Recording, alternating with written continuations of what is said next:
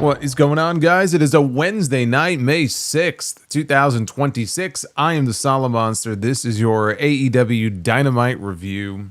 I wish I could be more excited about Dynamite tonight, but not a very exciting show. Tonight's show was really all about two things.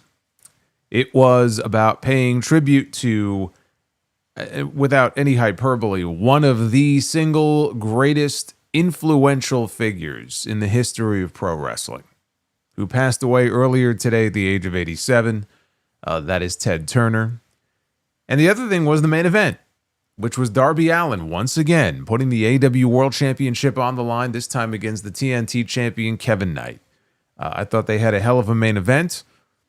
I wish I could say the same for the rest of the show, but I really can't. The rest of the show, for me anyway, largely a bore. There was a whole lot of nothing going on tonight.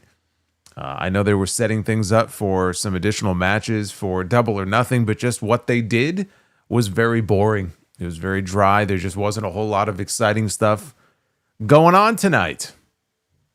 Again, I wish I could tell you otherwise, but this was not a great episode of Dynamite. But we did have Darby once again putting the title on the line, and already he has another championship match set up for next week. As I told you a few weeks ago, this is going to be a weekly occurrence until we get to Double or Nothing, when he drops the belt back to MJF, who he has been saying every week, you are not getting a rematch. Every time MJF comes out and asks him for a rematch, he says no. He denies him until tonight. Darby finally told us what he wants from MJF if MJF is to get his rematch at Double or Nothing. In fact, we'll have a contract signing on Dynamite next week. What it is that MJF will have to put on the line? Is it his career? Is it his ability to ever again challenge for the world championship? Is it the Dynamite Diamond Ring? I'll let you know. We'll talk about that at the end. It actually happened on Collision, because tonight is a 3-hour block. Collision is still on, by the way. Collision is in progress right now. I saw all the important stuff I needed to see in the first 5 minutes of Collision. And I said, that's good enough for me. Let's talk some Dynamite. It is May 6th. Thank you for joining me here on a Wednesday night. Darby doesn't decide who gets title shots, says Blissfan. Well, evidently he does. He's the champion. He's been saying it for weeks. What do you mean he has no power? Apparently Tony Khan has bestowed the power upon him. This is like the third or fourth title match that he's made. I don't know who has the power anymore. We have EVPs. Do they have power? We have Darby Allin making his own championship matches. Tony Khan, I thought, was the boss, and we know he makes matches. There's multiple people, apparently, who have power in this company. The way the power is dispersed is a little confusing. Anyway, like and subscribe. Super chats are open. I don't think we have a whole lot of them so far. I set a super chat goal. I said, you know what? Maybe tonight could be some phone calls. We haven't done phone calls in a while. So I set a little bonus super chat goal. We'll see. If we hit that goal, maybe we'll take some phone calls a little bit later. I have everything set up. If we hit it, we'll do it. If not, then we won't. But super chats are open, so get them on in. I will be reading all of your messages, and of course, I appreciate all of the support. Let us go ahead, though, and throw up the wheel and find out what the goal is tonight for Be the Booker, which is always a tough mountain to climb here on a Wednesday. Just the way it is with the AEW streams. But let's see. Yeah, that's not happening. 530 likes. That is the goal. Hey, Uffman. He says, He-Man has the power. I'm looking forward to seeing He-Man. About a month away, right? I think June 5th, I believe. Masters of the Universe. I actually have my tickets booked to see Mortal Kombat 2. I'm seeing it on Friday. During the day, so I could still be here for SmackDown. I watched Mortal Kombat on the flight into Los Angeles for the House of Glory show. The Mortal Kombat from 5 years ago. Just so I can get acquainted with the characters that are going to be in this new movie. So I'm all ready to go. MK2. And then next month we have Masters of the Universe. And then later this year, what is it, October, I think maybe, is Street Fighter. And to see Roman Reigns as Akuma, Cody Rhodes as Guile, We have E Honda, right? Oh God, who is it playing E Honda again? From New Japan. Yes, I will let you know how it is. When I see it on Friday, I will let you know how the movie is. Anyway, 530 is the likes goal for Be the Booker tonight. Hiroki Goto, that's what I meant to say. Hiroki Goto is E Honda in the Street Fighter movie. But let's talk about Dynamite and the beginning of the show here tonight, because we had Tony Schiavone standing in the middle of the ring for what I was hoping, and I kind of imagined they were going to open the show with tonight. And Schiavone is the perfect person to do this, given his connections to WCW and Turner Broadcasting and all the wrestling shows that aired on Turner many years ago. So he was standing in the ring to pay tribute to Ted Turner, who, as I mentioned at the beginning of the stream, passed away this morning at the age of 87. He had been diagnosed with Lewy body dementia. I want to say it was about 8 years ago is when he announced the diagnosis. Any type of dementia is just a horrible, insidious disease. Lewy body dementia in particular, I mean, that's what Robin Williams had. And but he passed away this morning, and I'm going to go into greater depth on him and his impact on wrestling and some other historical stuff on the Sound Off this weekend, as you would imagine, because this is a big deal, even though he had been out of the public spotlight for many years. But Schiavone is in the ring, and he said that Ted Turner believed in pro wrestling. He believed in the fans. He believed that pro wrestling belonged on national television. And because of his vision, wrestling found a home on TBS and TNT. And he brought up starting in the studio back in 1985. And decades later, because of Ted Turner's leadership, and now because of Tony Khan and Warner Brothers Discovery, wrestling lives on here on TBS and TNT. So he said, there's one man who knows this better than anybody, a man who arrived in the studios of TBS back in 1987 and became one of the faces of the network. And at that point, he introduced us to Sting. And so Sting comes out. No music, full face paint though, and the white beard. He's got the bomber jacket on. And Grandpa Sting makes his way down to the ring, and he gives Schiavone a hug, and he said that, imagine having a billionaire who was all in on pro wrestling. Big Ted. Sting can't believe how committed and devoted Turner was, even when top brass in his own company didn't like wrestling, and they would go to him and say, yeah, maybe you should cut ties with this wrestling stuff. And he said, this is a shoot. He goes, Turner would talk to the wrestlers, he would talk to the boys, and he would tell them, keep doing your thing because I got deep pockets. So he said there wouldn't be a TNT title, there wouldn't be a Sting, there wouldn't be a Darby Allin or a Tony Schiavone without Ted Turner. And Schiavone brings up Darby facing the Turner Network Television Champion tonight in the main event, Kevin Knight. Sting said that he and Darby took a blowtorch to this place for 3 years. He called Darby the greatest tag team partner that he's ever had. And he said it's great to be back in South Carolina. And he's grateful for another all-in billionaire who wants to keep the ball rolling, and that is Tony Khan. So Schiavone brings up that the side plates on the TNT and TBS titles are intended to honor the Turner past, the Turner history, wrestling on the Turner networks. It's like the Turner Mansion or something. He said Tony Khan wanted that to be on those belts. So tonight, they bring us 3 hours of Dynamite and Collision in tribute to the Maverick. Not Logan Paul. Not that Maverick. But in tribute to Ted Turner. And they did a 10-bell salute. This was very classy. Again, I expected maybe they would say something. They have like a graphic. Maybe they would have Schiavone at the announce desk say something. This was maybe even more than I expected. I didn't know Sting was going to be there. And Sting obviously has a tie-in to the early years of WCW, late years of Crockett Promotions. So very appropriate to have him there. It was a classy tribute. You know, it was a classy tribute to someone who, it cannot be overstated how vital a role Ted Turner played in the wrestling that you and I watch today, in the wrestling that you and I were watching 10 years ago, 20 years ago, 30 years ago. You can draw a direct line to Ted Turner. It was those deep pockets that Sting mentioned that Turner would boast about that brought about the Monday Night War. You know, it was those deep pockets that allowed Eric Bischoff to go out there and bring in big names like Hulk Hogan and Randy Savage and many, many others, Scott Hall and Kevin Nash, which then led to the NWO and everything that came from that. And it all goes back to Ted Turner asking Eric Bischoff, how can we compete with Vince McMahon?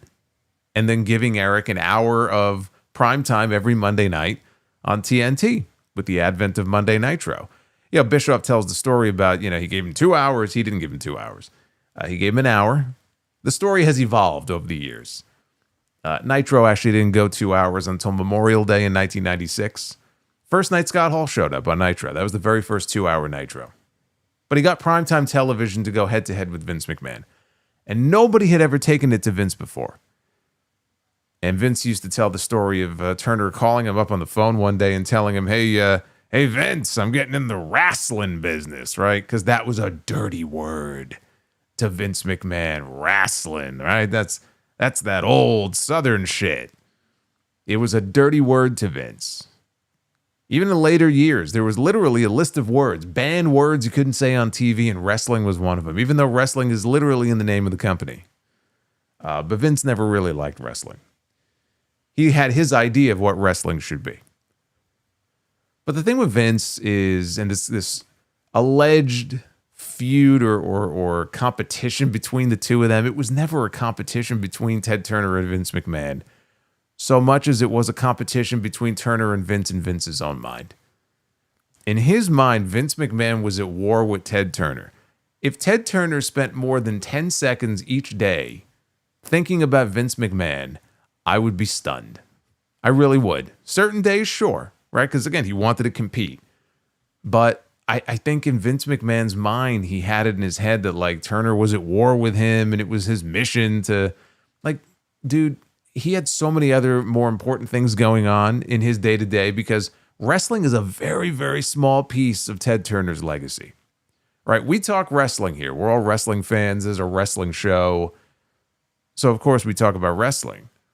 But, you know, Turner's influence in the media world, you know, the advent of 24/7 round-the-clock cable news, you can trace that directly back to Ted Turner and the advent of CNN. And then, of course, we can get into all, you know, TNT and the Superstation TBS and Cartoon Network and all of the different media properties. And then, of course, his philanthropy work later on. He was a very unique character, was Ted Turner. Wrestling, again, is a very, very small piece of his legacy. But if you're a wrestling fan, the way the shows are formatted on television, the Nitro format from the late 90s, all of that was made possible because Ted Turner was a wrestling fan, when a lot of people who worked for him were not. And if it were up to them, they wouldn't have wrestling on their network because wrestling was beneath them. Wrestling was lowbrow, knuckle-dragger bullshit. Turner's like, no, we're having wrestling. Because wrestling was very vital to the early days of TBS. It's what put that network on the map. He owed a debt of gratitude to wrestling. He was a big Ric Flair fan. I think Flair was part of the package when he bought WCW. I don't know if he would have bought it without Ric Flair. He was a wrestling fan. So again, I'll talk more about Ted Turner on the Sound Off on Sunday. A very, very interesting individual and a very classy tribute here to him at the beginning of Dynamite. It would be nice if they at least acknowledged him on WWE television. It's going to be very interesting because Vince is not in charge anymore. I think if Vince McMahon was still running the show day to day in WWE, no way they acknowledge Ted Turner. He's had a bug up his ass about Turner from day one.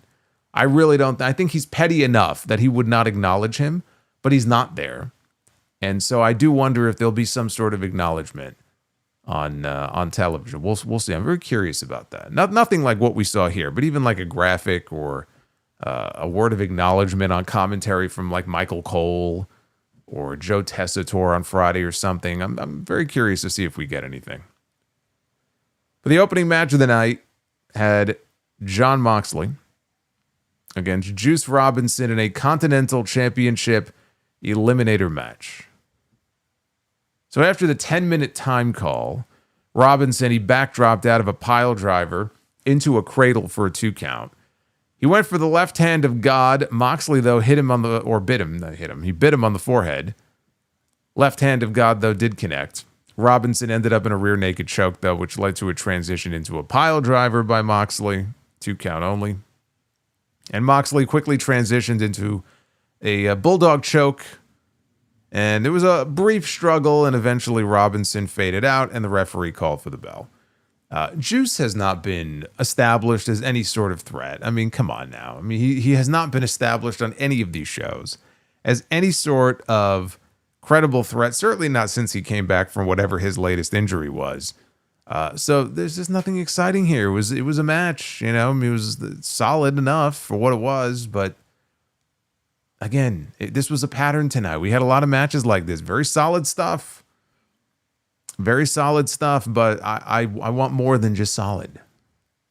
Right? I eat solid food every day. I have solid bowel movements. I want my wrestling shows to be a little bit more than just solid. And that's really what Dynamite was tonight. I was more interested to see how they were going to follow up on that Death Riders Will Ospreay backstage training session from last week. To see what the segment would be this week. Remember last week he showed up for training camp? So this was after, now mind you, if you go back to that segment from last week, when Ospreay showed up for training camp, remember the first question that Moxley asked him, were you cleared? And Ospreay's like, no. But I'm going to Japan because I got to support my friends.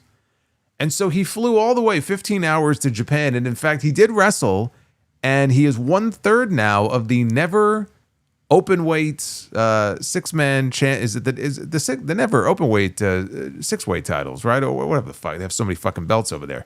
But he is a champion now.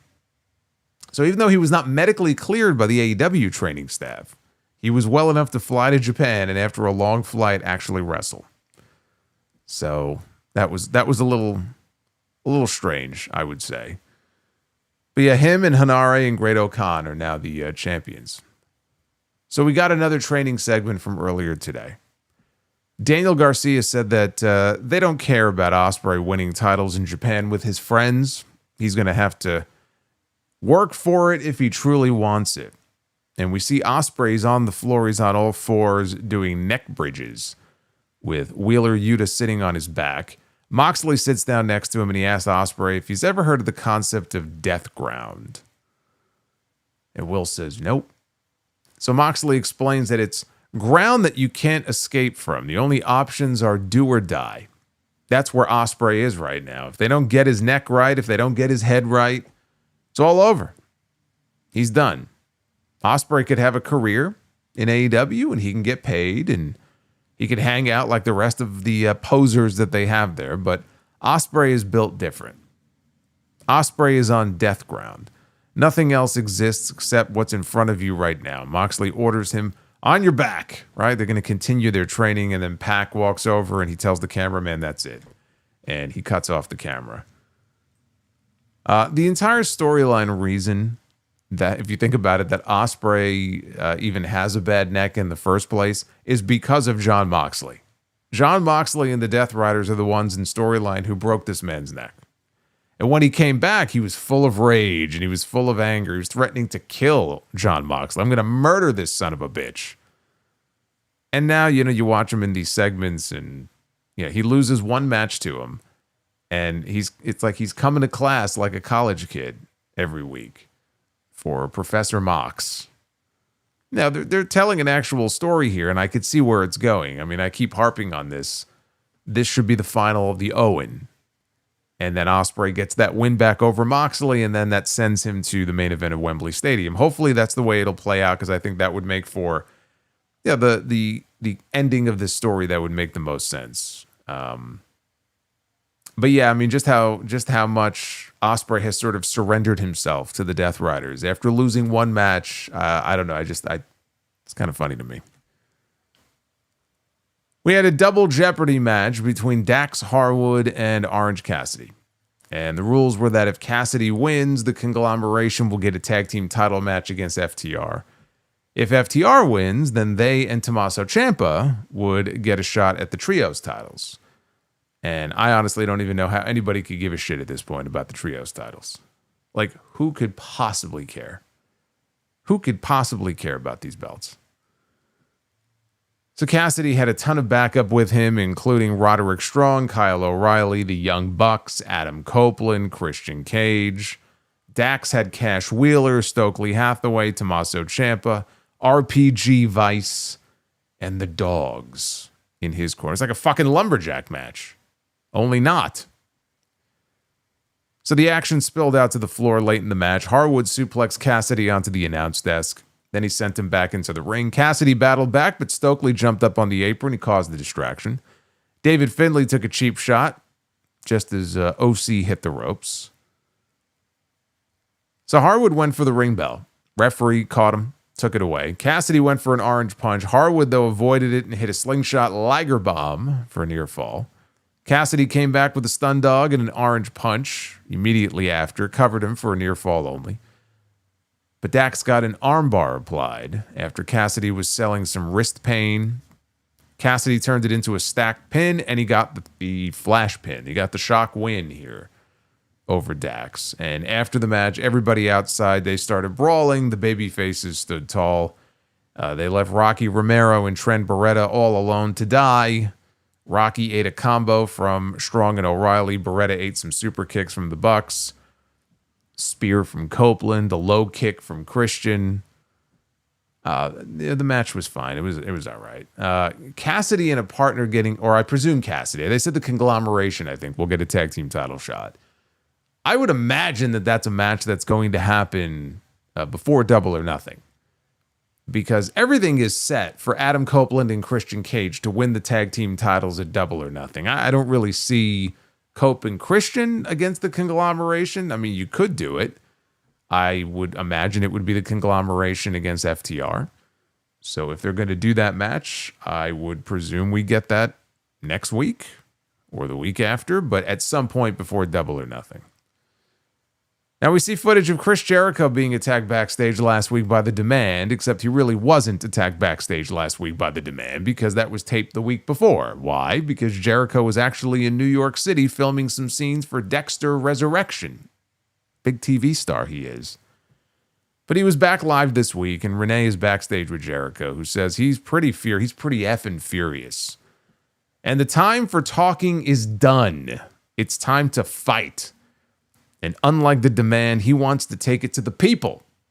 So Jericho takes the microphone, and he makes his way through the crowd to the ring, saying he's going to keep it simple. He's done with the 3-on-1 attacks. He's done with all the bullshit. So he demands that Ricochet come out to talk face to face. Because nothing says that the time for talking is done like inviting your adversary out to the ring for more talking. Do they read this shit before they actually recite it on television? Do they listen to it back? And does somebody look at it and go, oh, you know what? That doesn't sound right. Let's change this up a little bit. The time for talking is done. Let me go out to the ring and demand that Ricochet come out and talk. So we're going to have a chat, apparently. Ricochet comes out. Toa Leona comes out. Bishop Khan, right? All three men now, they come down to the ring. And Ricochet says he tried to do Jericho a favor by telling him to leave, but he didn't listen. And he wonders if Jericho has some kind of humiliation kink. And that, boys and girls, is what you call projection. When you have Ricochet talking about a humiliation kink in the middle of the ring. So Ricochet, he heals on the crowd in South Carolina a little bit. He refers to Charleston, North Carolina, which I thought maybe he did it on purpose, but it's entirely possible he just had no fucking idea where he was, and maybe it wasn't by design. But then Jericho looked at the camera, he mouthed the words South Carolina, just to correct him. So Bishop Khan whispers something to Ricochet, and Ricochet goes, hey, you know what? That's a good idea. I like that idea. And he brings up 6 years ago, Jericho invented a type of match. Actually, Jericho invented a type of match 20 years ago, 21 years ago, in the Money in the Bank match. But 6 years ago, he invented a certain match here in AEW. So he's going to beat Jericho in his own creation. He wants a stadium stampede match since they're in a stadium. at Double or Nothing, but he questions if Jericho can even find 4 other partners to watch his back. Jericho calls Ricochet a dumb son of a bitch and says it's South Carolina, and he'll find 4 partners, but if he can't find any partners, he'll take them all on by himself. And then he called Ricochet bald, and he punched him in the face, and he cleared GOA from the ring all by himself. He cleared these other men from the ring all alone, and he blasted Ricochet with a Judas effect, and Ricochet was laid out. He was in perfect position. He was going to give him a lion salt.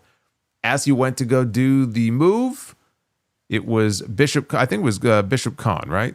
No, it was Toa Liona. Toa Liona cut him off with a punch. And so they're beating up Jericho, and here comes the Hurt Syndicate. Bobby Lashley, Shelton Benjamin, MVP. They make their way down to the ring to make the save. And so there's 2 partners right there that Jericho can count on at Double or Nothing. Maybe 3 if MVP actually wrestles. I'm not sure if he'll be wrestling or not on that show. But I have to point this out. In all of this, Tony Schiavone referred to Shelton Benjamin as Benjamin Shelton. Yes, he pulled a Hogan on Shelton Benjamin. Remember Shelton Benjamin's tweet after Hulk Hogan name dropped him and called him Benjamin Shelton in one of those interviews that Hogan was doing? And basically Shelton tweeted, he was like, he did the Will Smith thing where it's like, keep my fucking name out of your mouth. Benjamin Shelton, he called him. And Shelton, I think, is from, was it Orangeburg, South Carolina? He's a South Carolina boy. This was a homecoming for him. This was a homecoming for Benjamin Shelton.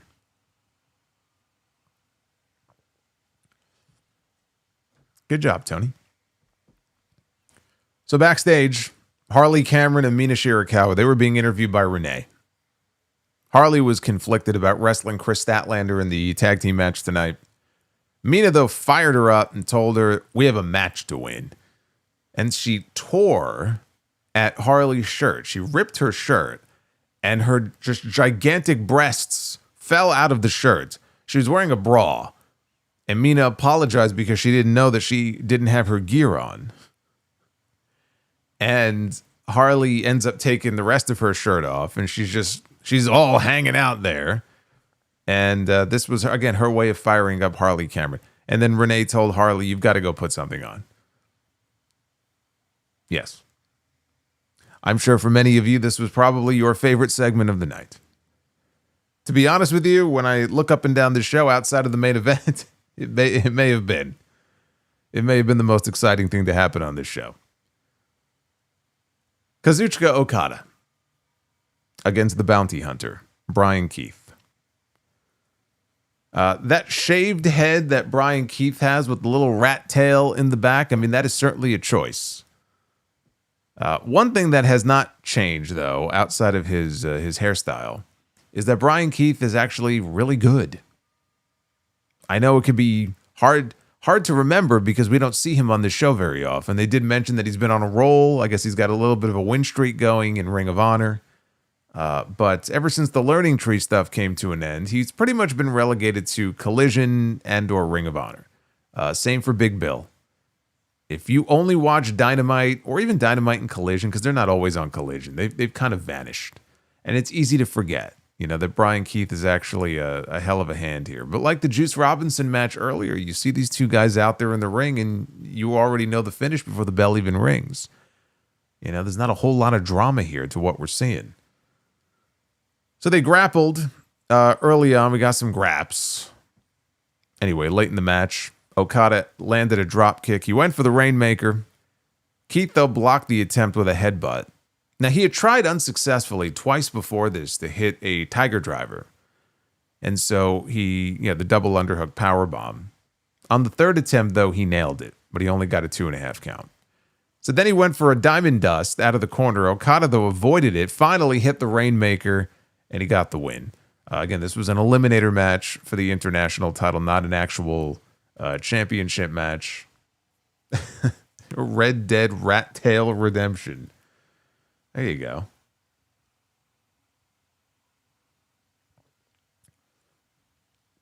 So after the match, Okada got on the mic, and he said that he was the international champion, unlike Takeshita.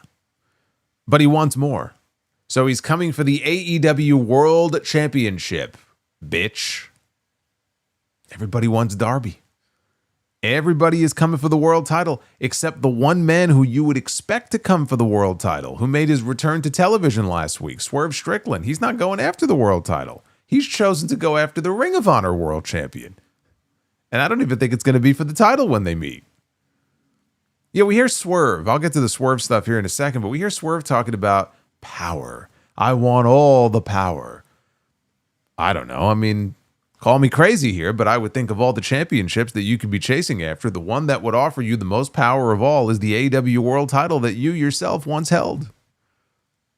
And I get it. It's not a match that they want to do right now, so of course they're going to stay away from it. But I can't help but point out how goofy it is that Swerve is back and Darby is handing out title shots every single week like candy. And look, Darby could say no, but he shows up to go after Bandito of all people and not take advantage of this small window of opportunity to take the championship away from the 170-pound emo kid who is currently walking around with it. You know, that belt is big. That's a big championship. That belt, I'm surprised Darby doesn't tip over when he's holding that championship up. But now Okada has thrown his name into the hat. And what is Andrade going to think about this, right? Andrade has said, I think, in the past that he wants to go after the World Championship. They're part of the same faction. They had a video package tonight for Andrade, but he was not on the show. So I don't know. I don't know if that might cause some issues within the Callis family. The Ops were backstage, minus Hook, who was not there. Samoa Joe said that he's worried. Last week, he put out an offer that he's afraid is not being heard. He tells Will Ospreay to hear these words. Jon Moxley is telling you how to think. I won't do that. I want you to think however you want to think. He sees that Ospreay is destined for greatness, and some even say he'll be the next world champion. How much will be left for Ospreay, though, to be such a champion? With men like Joe by his side, it could be a very long time. You know, Hook is gone this week. He's filming a movie. Joe puts people in a better position to succeed. He's going to put Anthony Bowens in a better position to succeed. Katsuyori Shibata is already one of the best in the world. The choice is up to Ospreay. And it's clear as day. Joe puts his hand out one last time, but if it's not accepted, the next thing Joe puts out will be his fist. So the Death Riders currently have Will Ospreay in training camp, but now the Ops, they want to welcome Ospreay into the fold. They should have all the factions in this company vying for Will Ospreay, the way that all the managers were for Bam Bam Bigelow back in the day. Remember when Bam Bam joined WWF in the 80s? All the managers. Every week, it was like a different manager. They would cut promos, you know. It was like their big offer to lure Bam Bam in and offer their services to him. And then ultimately he went with Oliver Humperdinck. He went with Oliver Humperdinck over Bobby Heenan and Jimmy Hart and people like that. They need to have like a faction sweepstakes, the conglomeration, right? They want Will Ospreay. The Callis family, they want to make amends and bring back Will Ospreay, bring him into the fold. The Dogs, they want Will Ospreay. Actually, the Dogs probably don't want Will Ospreay. I don't think Will Ospreay wants the Dogs either. Kris Statlander and Hikaru Shida against Mina Shirakawa and Harley Cameron. Late in the match, Shida inadvertently took out Statlander with a running knee strike. Cameron hit a backstabber on Shida. Statlander then took out Harley with a kick and then knocked Mina off the apron, and Shida delivered a Falcon Arrow and pinned Harley to win the match for her team.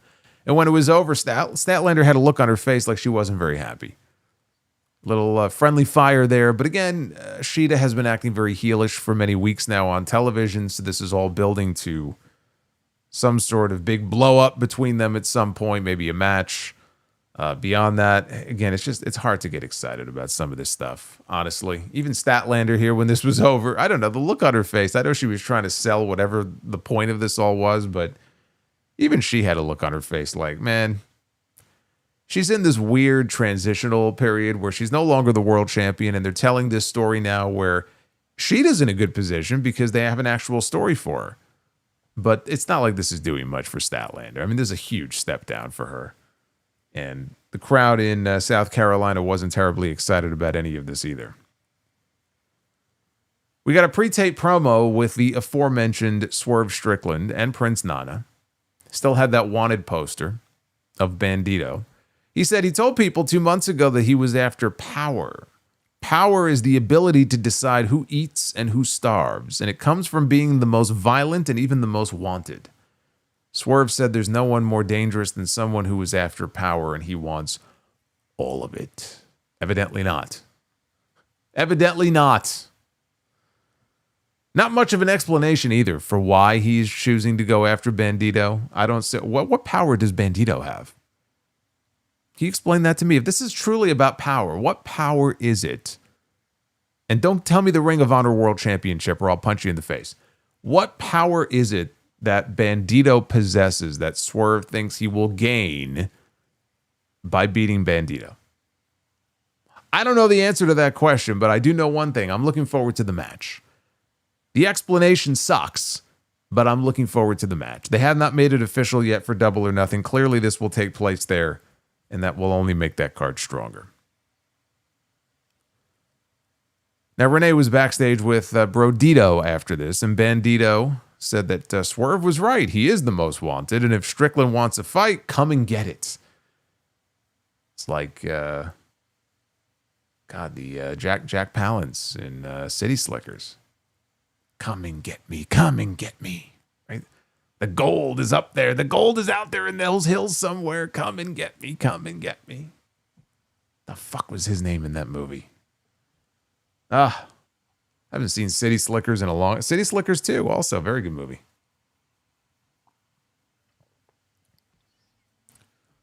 Wonder if Jack Palance is still alive. How old would he be at this point? He was ancient back then, and that movie had to come out late 90s. What would he be, like 131 now, if he was still alive? Curly. Thank you. There you go. All right, City Slickers 2 was like the legend of Curly.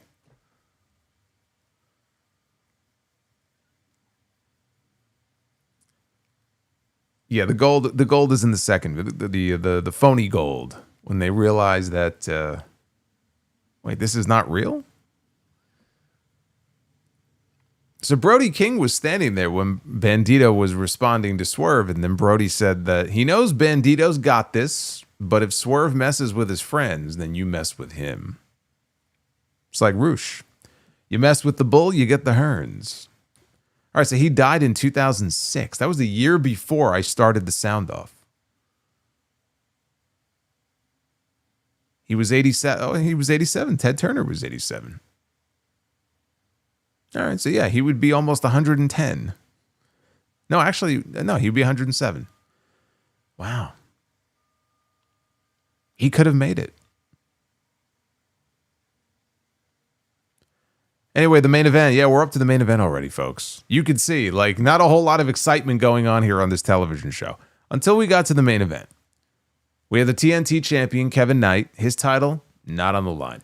He is challenging, though, for the AEW World Championship, currently held by Darby Allin.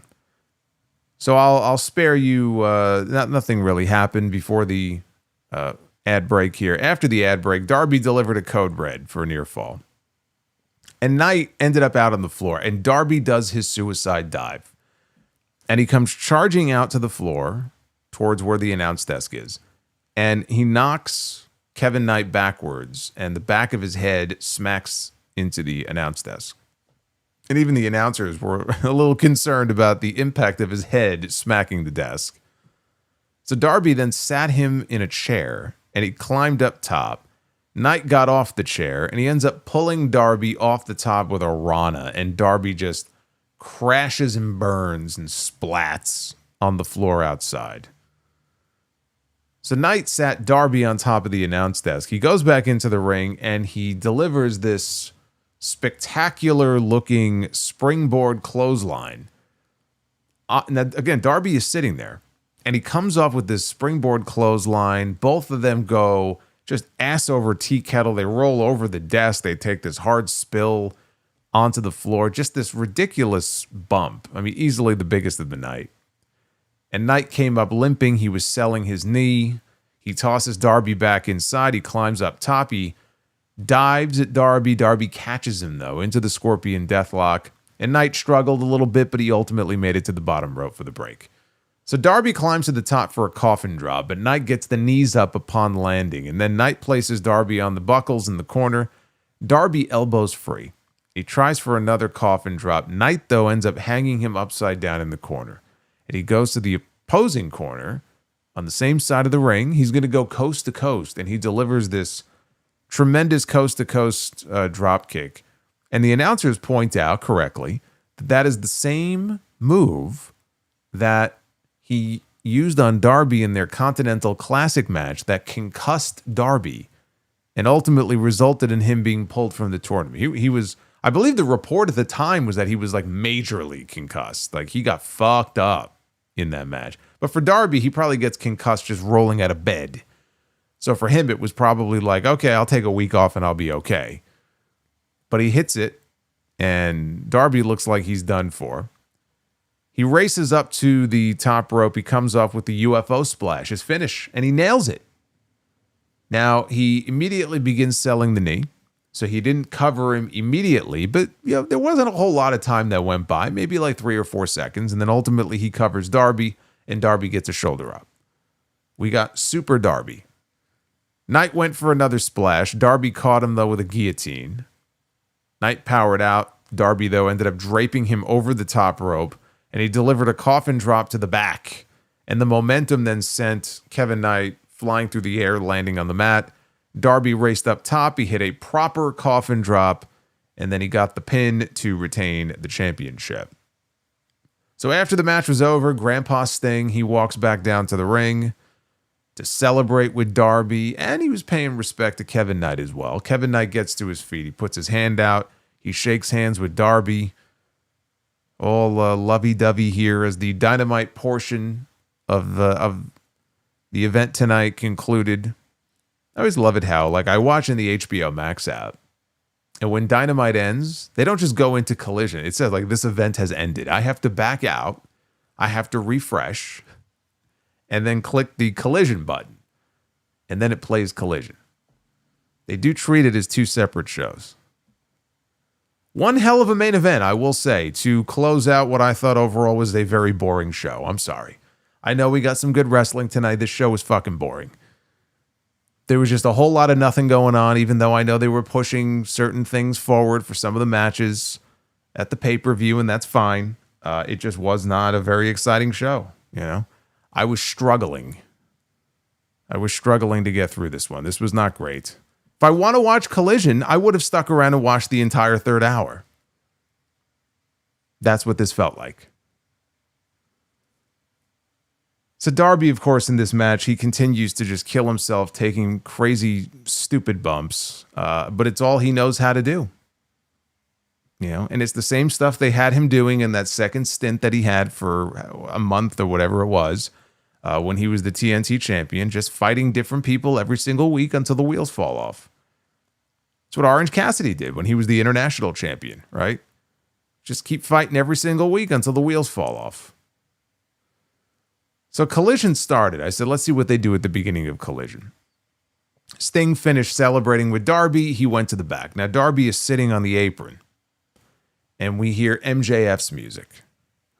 And so MJF makes his way out onto the stage, and he said, look, the reign of terror here continues, but it's time to give me my rematch. And Darby says, no. Is that Bugs Bunny meme? No. He reiterates what he's been saying now for weeks. You're not getting a rematch. So MJ, and again, the point is, you don't get a rematch unless you put something on the line. So what does Darby have to put on the line? Or MJF, rather. What does he have to put on the line? MJF says, okay, I'll tell you what. I'll put my scarf on the line. That actually got a pop from the crowd, which the crowd was pretty quiet for a good chunk of the show. They popped, though, for him offering the Burberry scarf. He offered the scarf. Darby said no. MJF says, I'll tell you what. How about I put my Dynamite diamond ring on the line? Darby says no. MJF offers him money. I'll give you $1 million And Darby said, look, you're talking to a guy who used to be homeless in his car living under a bridge.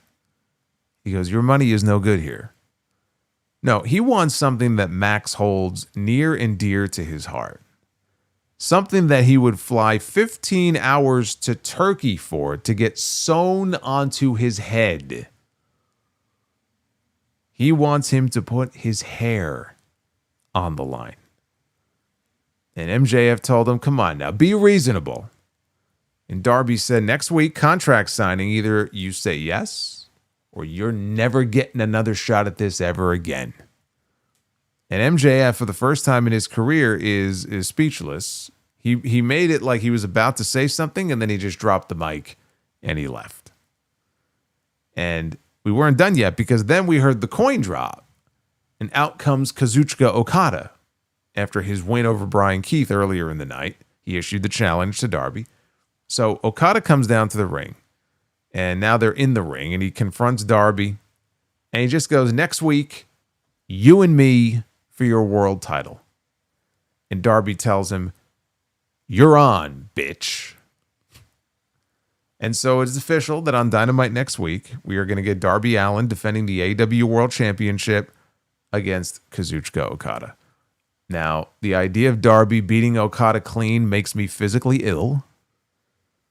Especially before they do the Okada Takeshita match. Like, Tony Khan should be relieved of his duties if Okada goes in there next week and loses clean. So that's not going to happen. I would imagine that perhaps Takeshita will show up.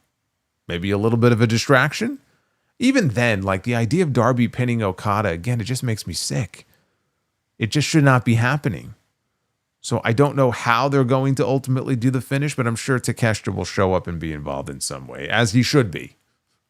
As he should be. Unless they just want to have Okada beat Darby, which would be quite the swerve. He just walks around with 2 belts, drops one of them to Takeshita at Double or Nothing. I'd be okay with that. But anyway, so this hair shit. I was racking my brain trying to figure out, okay, what could they have MJF put on the line here? And I kept coming back to 2 things. He puts his career on the line, which, yes, of course, that makes the telegraphs the finish of the match. But let's be honest here. Even this stipulation telegraphs the finish of the match. I don't want to hear from people like, oh, they couldn't do that, Solomonster. They couldn't have him put his career on the line because then it gives away the finish. They couldn't have the Hangman stipulation where I promise to never again be able to challenge for the world title if I lose, because that would telegraph the finish. Do you honestly believe that MJF is going into this fucking pay-per-view and getting his head shaved? Either way, it telegraphs the finish. So the hair thing, look, what they're going to do is they're going to lean into the fact that MJF, he's very materialistic. He's a very vain person. They've had people on TV make fun of him for it before, going to Turkey and getting the hair procedure and everything, the hair plugs, whatever it is. And so it kind of, for MJF, yes, it's something that is obviously important to him. He spent a lot of money on it. I get it. But still, it's like, hair versus title. He's getting the belt back on that show either way. So, I mean, at the end of the day, none of this really matters. But, I mean, whatever, man. Whatever. I mean, I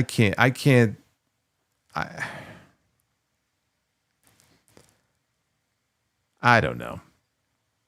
I don't know anymore. Will Ospreay.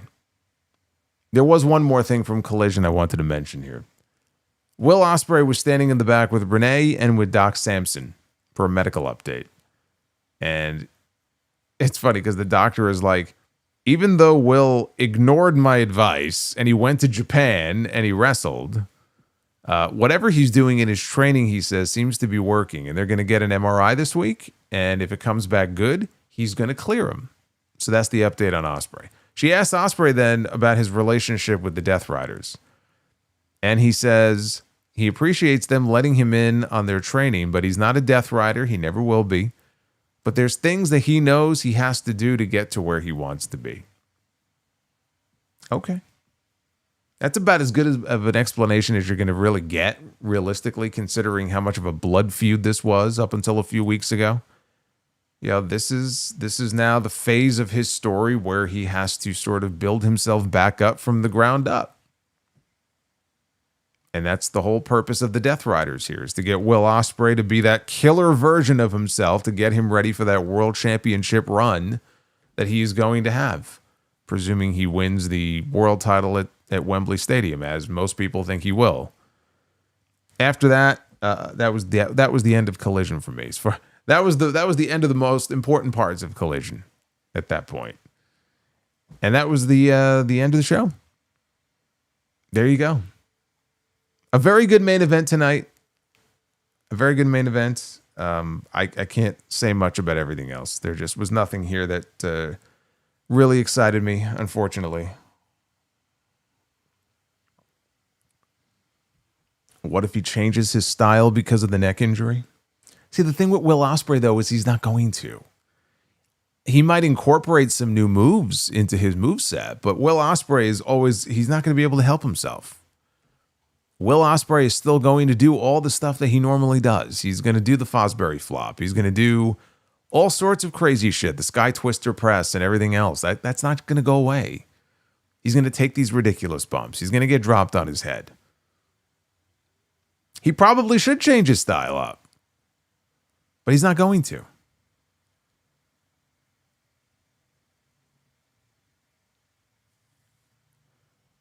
All right, let's see what we got here. In terms of the super chats, read your messages here. Let's see what we got going on. Somebody asked before what the like goal was. It doesn't matter. We're not going to hit it, so it don't matter. It's looking like no Be the Booker and no phone calls, but let's get through what we got here. I appreciate you guys. Dried Chicken says, rest in peace to Ted Turner. Also, he says, if only MJF pulled out the pinky finger, and he says $1 million like Dr. Evil.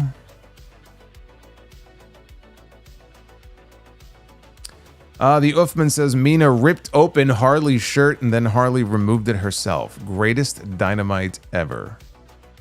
I think Uffman needs to take a cold shower tonight. Easy there, big fella. Also says, He-Man has the power. Yeah, maybe Swerve is auditioning for a role in the Masters of the Universe sequel. Mason Rook. Do you think Mason Rook is the next Brock Lesnar? Or Obi? Obi. Really? No, there's only one Obi. There is only one Obi-Wan. No, he is not. He'll be the first Mason Rook. He will not be Brock. He will not be Oba. Soup executive. Oh, wow. Wow. So that sounds like somebody I would like to work for. I'm a big chicken soup guy. I would like to work for the soup executive. He says, thanks for the Dynamite review. You're very welcome. EJ Slent, buy or sell Savage versus Chono or Steamboat versus Choshu. Savage versus Chono. And EJ Slent gets the last word here. Buy, sell, rent Kerry Von Erich versus Hayabusa. Marufuji versus Ziggler or Rock against Nagata. My boy, Kerry against Hayabusa. That could be a disaster. It's interesting. Rock against Yuji Nagata actually sounds kind of interesting. I think I would probably go Marufuji and Ziggler, and then Rock and Nagata, and then Von Erich and Hayabusa. Probably in that order is what I would do. Who is Mason Rook? He is the new Rook E, who recently debuted in NXT. Does not look like your typical NXT star, which is one reason he stands out so much. I like that. I like the fact that not everybody has to look the same and sound the same and be the same, because when that happens, that's fucking boring. I haven't seen too much of him, though. What limited stuff I have seen of him, though, is impressive. But again, I would not be making comparisons to Brock Lesnar or Obafemi or anybody else. Let him carve out his own path, and let's see how he does. Because we all know that if he's not making improvements fast enough, in 6 months, he'll be on the cut list. Because that's how it works in WWE. As we well know, that is how it works in that company.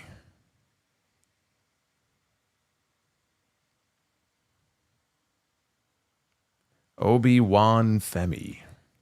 Yes.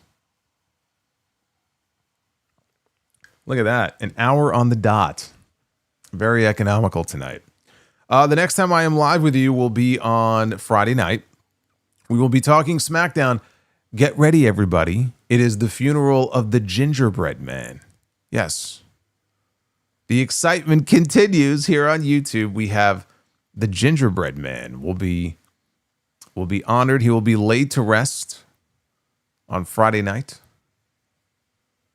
I don't know what else they've announced for SmackDown.